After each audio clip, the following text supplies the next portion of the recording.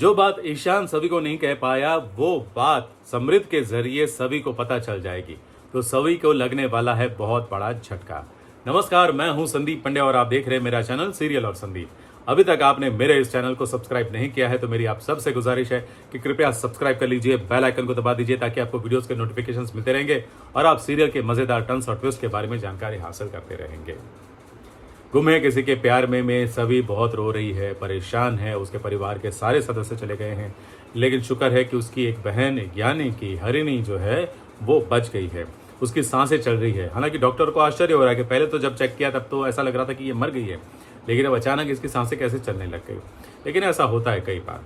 तो अब हरिणी जिंदा तो है, लेकिन फिर भी जिंदा होने का कोई मतलब नहीं है, क्योंकि डॉक्टर ने कह दिया कि ये कब ठीक होगी भी नहीं, पता नहीं है, क्योंकि ये कोमा में चली गई है, क्योंकि दिमाग में उनको फ्रैक्चर हुआ है।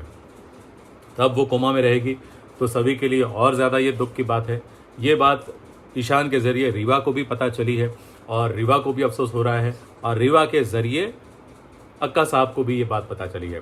तो अक्का साहब को भी झटका लगा, वो भी सभी के लिए दुखी तो हुए, लेकिन फिर वो जिद करने लगे कि चलो अभी के अभी हम जाते हैं रामटेक और ईशान को लेकर वापस आते हैं, क्योंकि उनके मन में अभी भी ये डर है कि कहीं इमोशन में आकर ईशान कोई गलत कदम ना उठा ले, और उनका ये शक जो है, उनका ये डर जो है वो सच भी साबित होने वाला है।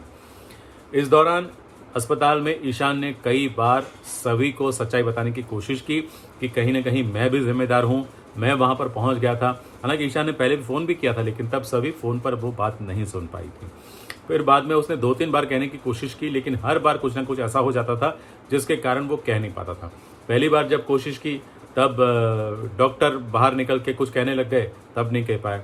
दूसरी बार जब कोशिश की कहने के लिए, तब नर्स बाहर आ गई और हरिणी की सांसें चल रही ये खबर सुना दी, तो उसके कारण वो बात नहीं कह पाया। तीसरी बार भी जब कहने के लिए गया, तब अस्पताल का वार्ड बॉय आ गया सभी की सिग्नेचर लेने के लिए, पोस्टमार्टम के लिए सिग्नेचर ज़रूरी है ये कहते हुए, तो तब भी नहीं कह पाया। तो बेचारा कहने की कोशिश कर रहा था।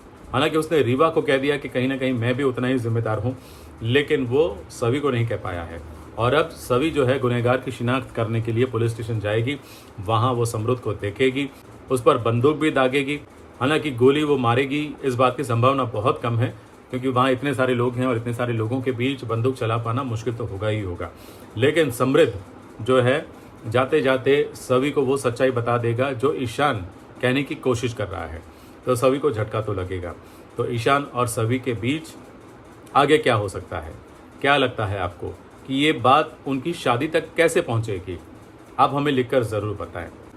आपके विचार जानना हमारे लिए बहुत ज़रूरी है। आप क्या सोचते हैं कहानी के बारे में, क्या विचार रखते हैं, ये भी हमें ज़रूर बताएं। बाकी कहानी में ट्विस्ट तो बहुत सारे आने वाले हैं, वो जैसे जैसे हमें पता चलेगा हम आपको बताते रहेंगे। थैंक यू वेरी मच आज का ये वीडियो देखने के लिए। लेकिन जाने से पहले एक बार फिर गुजारिश कि अभी तक आपने हमारे चैनल को सब्सक्राइब नहीं किया है तो सब्सक्राइब कर लीजिए, बेल आइकन को दबा दीजिए, ताकि क्या है आपको वीडियोज़ के नोटिफिकेशंस मिलते रहेंगे। Thank you very much.